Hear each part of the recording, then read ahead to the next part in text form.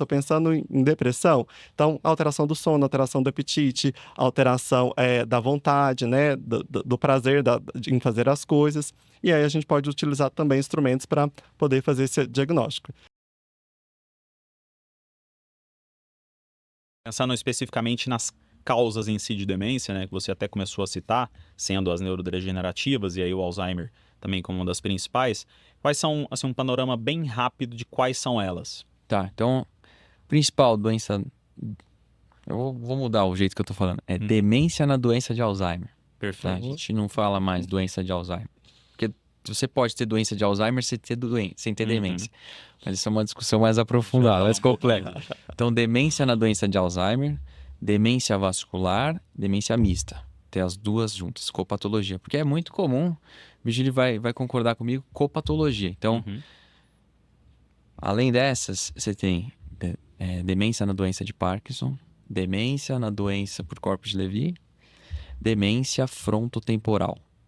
Tá? São as principais demências. Tá? Varia de acordo com a idade, a prevalência, tá? Então, maior de 60 anos ou menor de 60 anos, tá? Mas não é aquela coisa tão que vai fazer tanta diferença, né? É muito mais na questão de manejo de outros problemas. Porque eu vou levantar a bola, mas a gente vai falar depois sobre isso. A demência é o primeiro ponto do problema. O problema ele é muito maior do que a demência. A gente vai falar sobre os outros sintomas associados à demência mais pra frente. Perfeito. E Virgílio, o Lucas citou em alguns pontos avaliações que a gente faz do paciente para saber se ele tem distúrbio, por exemplo, em alguma dessas funções, uma dessas eixos que a gente tem dentro da nossa cognição. E qual é o grande arsenal que o médico tem durante uma consulta, além, é lógico, da anamnese, da conversa com o paciente, para tentar aferir e se existe ou não algum sinal objetivo de demência? Qual que é esse arsenal que a gente tem? O que mais que a gente pode fazer para poder investigar? Eu acho que assim, um arsenal básico que você vai precisar para investigar demência é a história clínica, que vai vir e mais 3 instrumentos, assim, tentar resumir, né?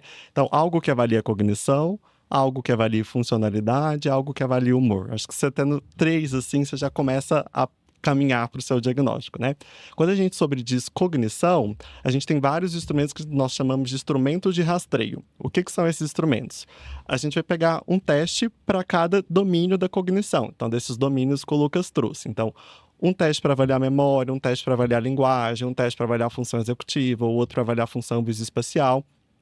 Então, a gente aglomera esses testes em uma ferramenta de rastreio. E a partir disso, eu vou começar a ter uma noção de como que está o desempenho cognitivo do meu paciente. Nossa, esse paciente aqui realmente ele não consegue evocar as palavras para ele que eu disse lá no início. Então, isso é um problema de memória. Ou não, esse daqui não consegue nomear os objetos. Ele tem um problema de linguagem. Não consegue formar ou repetir uma frase. Também um problema de linguagem. Não consegue desenhar um cubo, desenhar um relógio. Uma alteração de função executiva, né? Não consegue planejar e executar bem uma ação. Então, esses são instrumentos que ajudam a gente a avaliar a cognição. Uma outra parte, podem entrar instrumentos que ajudam a gente a avaliar a funcionalidade. Lógico, essa parte pode ser tanto um relato narrativo, né? Eu falar, nossa, meu pai antes conseguia fazer tudo sozinho. Ele pagava as contas dele, ia ao banco, agora não consegue fazer mais. Quanto a gente pode categorizar isso, né? A gente categoriza funcionalidade, né? Em atividades instrumentais básicas da vida diária e atividades instrumentais da vida diária.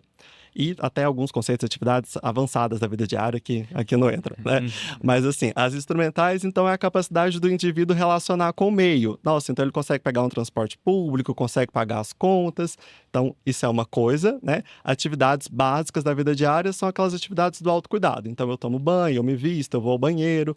Então, são desses grupos. E aí a gente tem instrumentos para poder quantificar isso também, né? Então tem Pfeffer, tem CDR, tem vários outros instrumentos que ajudam a gente Lawton, Katz, que ajudam a gente a avaliar, né, essa questão da funcionalidade. E depois o humor, porque igual a gente trouxe antes, é bastante importante que nós conseguimos fazer diagnósticos diferenciais com isso. Então, tem instrumentos para avaliar o humor também. São questionários, que aí entram os critérios do DSM, que é a ferramenta que a gente usa para fazer diagnósticos diagnósticos psiquiátricos, principalmente.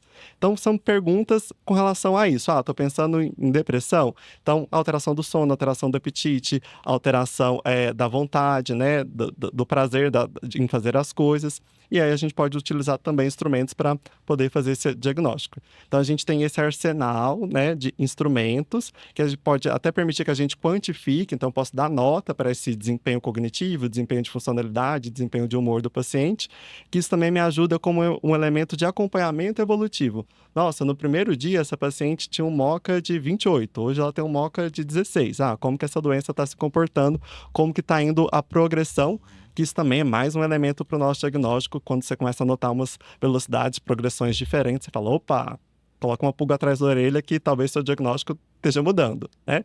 Isso é um ponto para a gente também ter e acalmar a população, que eu acho de modo geral, né? Que muitas vezes eles têm uma ansiedade muito grande pelo título, né? Nossa, qual é o meu diagnóstico hoje, né?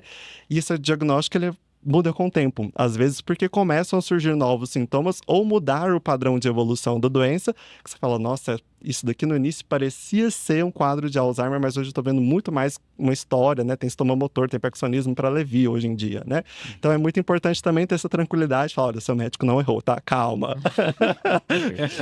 É igual, porque isso é um diagnóstico clínico, que, né? Depois a gente vai comentar, o diagnóstico verdadeiro seria só pós-morte, que seria da biópsia cerebral para eu ir lá e ver que tipo de alteração que tem no seu cérebro, né? Então, isso eu acho que é uma outra informação importante para a gente ter aí para quando a gente for discutir sobre o diagnóstico. Beleza. E aí, tá gostando do nosso papo? Conhece alguém que tem algum desses sintomas, que tem alguma dificuldade de memória, alguma disfunção cognitiva? Comenta aqui no nosso vídeo, vai ser um prazer da gente poder tirar suas dúvidas e trazer um pouquinho mais de conhecimento sobre o assunto.